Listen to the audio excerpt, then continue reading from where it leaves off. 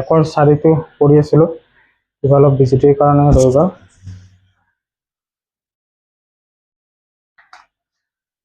Next আমি কৰিম, এইখিনি ইয়াতে আছিলে 272 আৰু 1032। ইয়াত আমি কি কৰিম, যে 272 তিনিবাৰ গ'ল, 816 হ'ল। 216 নামি আহিলে ইয়াত কিমান বাৰ যাব, 216 একবাৰ যাব। 216 6 6 12, 6 পৰা 1 গ'লে 5, 56। এটা 216 কিমান বাৰ যাব, 4 বাৰ হ'লে 6 4 গুণ 24, 5 2 10, 4 বাৰ হ'লে বেছি হৈ যায়। গতিকে কিমান বাৰ যাব, 3 বাৰ, 6 6 3 গুণ 18, 5 3 গুণ 15, 168। কিমান বাকী ৰ'ব, 16 8, 10 পৰা 6 গ'লে 4, 56। কিমান বাৰ যাব, একবাৰ, একবাৰ গ'লে 48, 8 8 16। এবাৰ 8 48 কৰিম, 8 6 গুণ 48। আমি লিখি দিওঁ 272 কিমান, তিনিবাৰ, কিমান বাকী ৰ'ল, 216। ঠিক তেনেধৰণে 272 আমি লিখিম 216 পূৰণ 1 যোগ 56। এনেকৈ 216টো লিখিম 56 into 3 plus 48. 56 to লিখিম 48 into 1 plus 8. আৰু 48 to লিখিম 8 into 6 plus 0. এই ক্ষেত্ৰত আমি কি পালো, এই ক্ষেত্ৰত ভাগ 1 শূন্য আৰু ভাজক পালো 8। গতিকে গসাও হ'ব 8। ঠিক আছে, গসাওটো আমি পালো 8। এনেধৰণে তোমালোকে কৰিব পাৰিবা।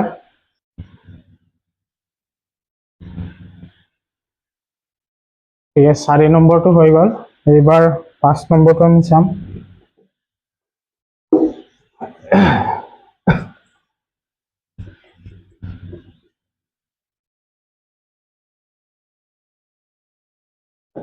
পাঁচ নম্বৰ, 1ৰ 5, 1ৰ 5টো 405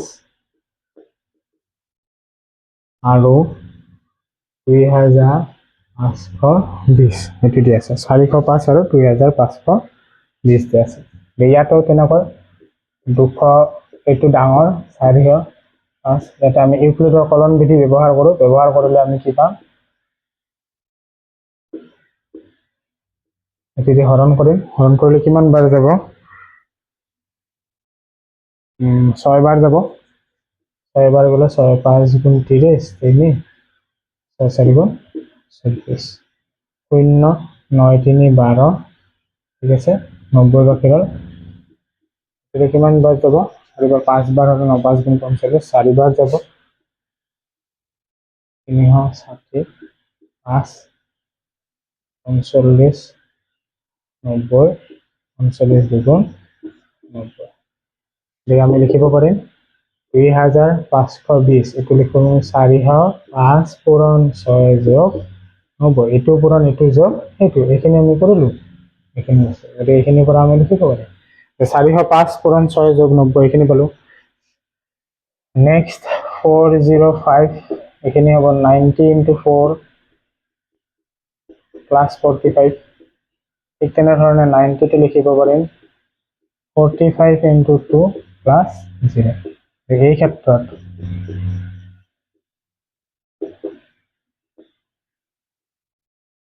ভাগক কিমান পালো, 0, ভাজক পালো 39, গসাও হ'ব 39। 5টো হৈ গ'ল, কেলকুলেশ্যন কৰি কৰিলে সহজ হৈছে। নেক্সট প্ৰশ্ন আমি চাওঁ। তোমালোকৰ যিটো প্ৰয়োজন বুলি ভাবা ভিডিঅ'টো পজ কৰি লৈ কেনে লিখি ল'লে হ'ল। নিশ্চয় পাৰিবা, সহজ অংকবিলাক। 155 আৰু 1385। আৰু দুটা আছে এইটো চাওক ইয়াতো ঠিক তেনেধৰণে এইটো ডাঙৰ আৰু ইয়াতে ইউক্লিডৰ কলন বিধি ব্যৱহাৰ কৰি আমি পাম 1385 এইখিনি আমি কৰিম 155 দি 1385 হৰণ কৰোঁ 1385 যদি হৰণ কৰোঁ কিমান বাৰ যাব 9 বাৰ গ'লে 9 5 গুণ 25 9 4 13 39 9 বাৰ চাওঁ আমি 9 5 গুণ 45 9 বাৰ 45 49 বেছি হৈ যায় তো 8 বাৰ দিওঁ 8 5 গুণ 40 8 5 গুণ 40 4 44 4 গ'ল 8 4 12 8 বাৰ যাব 4 145 বাকী ৰ'ল এবাৰ 145 দিয়ে আমি কি কৰিম 155 কৰিম একবাৰ যাব 145 0 1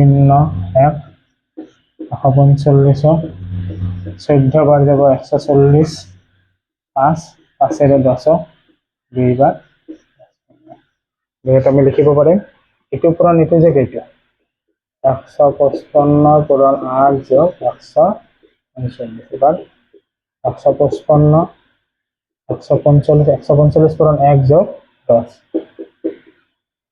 145 লিখুন 10 পূরণ 14 যোগ 5 10 পূরণ 14 যোগ 5 এবার লিখুন 10 5 এবার 10 আহিলে 10 5 পূরণ 2 যোগ 0 গতিকে ইয়াত বা এই ক্ষেত্ৰত আমি ভাগশেষ কিমান পালো ভাগশেষটো 0 পালো আৰু ভাজকটো কিমান পালো ভাজক হল 5 গতিকে গসাউ হ'ব এনেকৈ কৰিলে হ'ল সাইডত হৰণ প্ৰক্ৰিয়াটো কৰি যাবা তাৰপিছত লিখি কেনে আমাৰ যিটো ক্ষেত্ৰত যিখিনি ভাগশেষ 0 হয় সেই ভাজকটো হ'ব তাৰ গসাউ সংখ্যা দুটা গসাউ নেক্সট আমি 7 নম্বৰটো চাওঁ 1 ৰ 7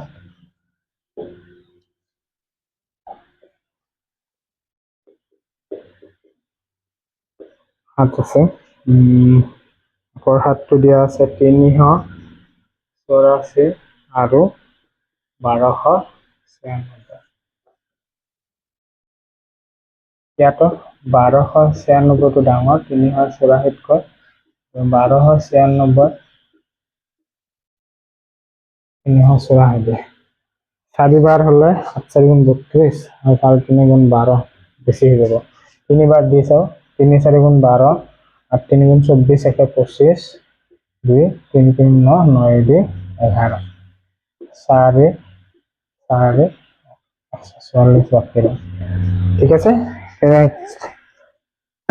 এইবার 144 দিয়ে ইয়াত কৰিম 384 কৰিম 2 বাৰ যাব নিশ্চয়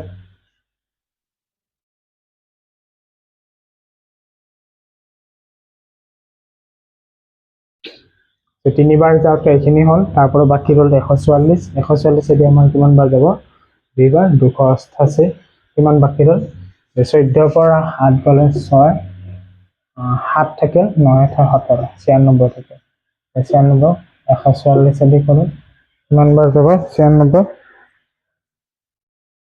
2 বাৰ হলে 180 হৈ যায় বেছি হৈ যায় তো একবারে যাব 96 28 14 13 9 4 48 দিয়ে 96 কিমান দুবাৰ যাব 8 2 গুণ 16 8 2 গুণ 28 ইয়াত আমি এনেকৈ লিখো ইউক্লিডৰ কলন বিধি ব্যৱহাৰ কৰি আমি পাওঁ 1296 মানে 384 into 3 plus 144 এইটো পূৰণ এইটো যাব এইটো ঠিক তেনেদৰে লিখিম 384 144 into 2 144 into 2 plus 96 এনেকৈ 144 লিখিম 96 into 1 plus 48 এবার 96 তে লিখিম 48 into 2 plus 0 এটি ইয়াত ভাগশেষ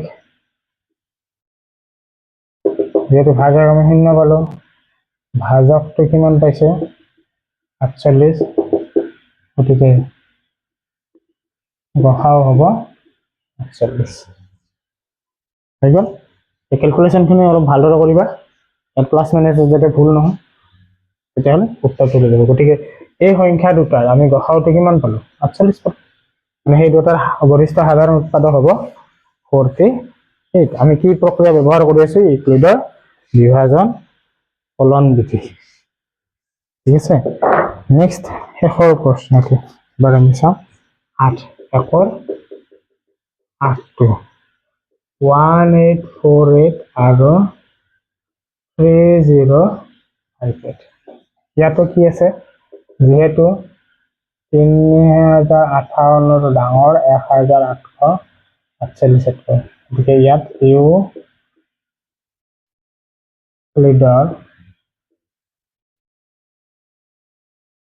ফলন বিধি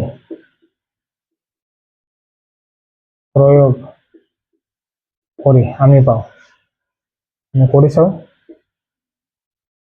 1848 দি কিমান? 3058। দুইবাৰ হলে বেছি হয়, একবাৰ যাব 1848 0 1 2 1, আকৌ যাব 1848 একবাৰে যাব 1 2 1 0 8 3 6 1 2 1 0। ঠিক আছে। কিমান বাৰ যাব? দুইবাৰ হলে বেছি হয়, একবাৰে যাব 638। 5 পৰা 8 গলে 2, 5 পৰা 3 গলে 7, 11 পৰা 6 গলে 5, 572। 638 আকৌ একবাৰ যাব 572, 6 7 6 13, 572 66 দিয়ে 572 কিমান বাৰ যাব? 8 6 গুণ 48, 9 6 গুণ 54, 9 বাৰ হলে 54, 9 বাৰ 8 5 9 বেছি হৈ যাব, 8 বাৰ যাব 8 8 গুণ 8 6 গুণ 48 4, 8 6 গুণ 48 9 54 52।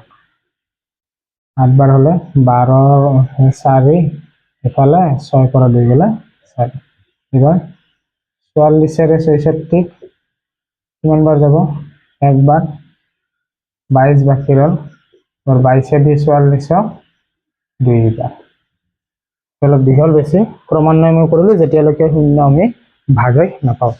ইয়াত আমি লিখিম গতিকে 3058 মানে লিখিম এইটো পৰা লিখি যাব এইটো 1848 into 1 plus 1210, 1848 1210 into 1 plus 638, 1210 638 into 1 plus this 572, 638 होगा 572 into 1, 572 into 1 plus 66, 572 মানে হবে 66 into 8 plus 45। ঠিক আছে। নেক্সট আমার পাম 66 44 into 1, 44 into 1 plus 22। next 44 22 into 2 plus 0, এই আমি ভাগের 0 পালো। যেহেতু এই ক্ষেত্ৰত ভাগে কিমান পালো? ভাগে 0, ভাজক কিমান আছিলে? ভাজকটো আছিলে 20, গতিকে ভাজকটো হ'ব 22। গতিকে গসাউ কিমান হ'ব? নিৰ্ণয় গসাউ 20। একৰ কেইটা হৈ গ'ল? যে আমাক প্ৰশ্ন কৰিছিলে ইউক্লিডৰ ফলন বিধি ব্যৱহাৰ কৰি গসাউ নিৰ্ণয় কৰা। আমি একৰ গোটেইকেইটা আলোচনা কৰিলো। ইয়াৰ ভিতৰত তোমালোকে কি কৰিব লাগিব? ধ্যান দি মনত ৰাখিব লাগিব যাতে এইখিনি প্লাছ মাইনাছ ভুল নহয়। এইখিনি ভুল হ'লে কিন্তু ইয়াত লেখতে উল্টা আহি যাব। গতিকে হৰণখিনি কৰি ল'বা ধুনীয়াকৈ, ষ্টেপ বাই ষ্টেপ লিখিবা। যেতিয়ালৈকে আমি শূন্য নাপাওঁ হৰণখিনি কৰিম, তাৰপিছত লিখি দিম। আৰু যিটো ভাজক হয় সেইটোৱে হ'ব তাৰ গসাউ।